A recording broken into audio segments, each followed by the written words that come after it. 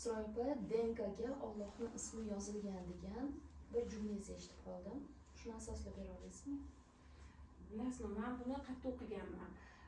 Bir Yahudiy genetiki Rishayana Rubinstein degan olim inson DNKni rashifrovka qilgan. U elektron mikroskop orqali o'sha DNKni ko'rinishini o'rgangan va o'tdagi o'sha oqsillarni, aminokislotalarni joylashuv tartiblarini o'rgangan. Shu ikkita spiral bubinkalar bilan bog'lanib turadi-yu, ana shu bubinkalarni joylashuv tartibi takrorlanayotganini sezib qolgan. 15-6-5 tartibda takrorlangan o'sha bubinkalar. Keyin bu olim ivrit tilidagi juda qadimiy ilmni biladigan olim bo'lgan. Abjad ilmi deyiladi bu.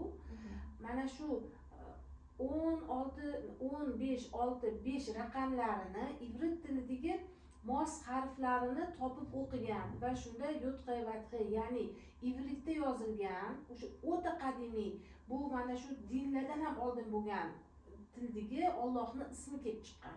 Bu ismni hatto talaffuz qilib so'zga olish ham shunaqa muqaddas hisoblanganda, bu ivrit tilidagi Allohning eng qadimiy ismi hisoblanadi.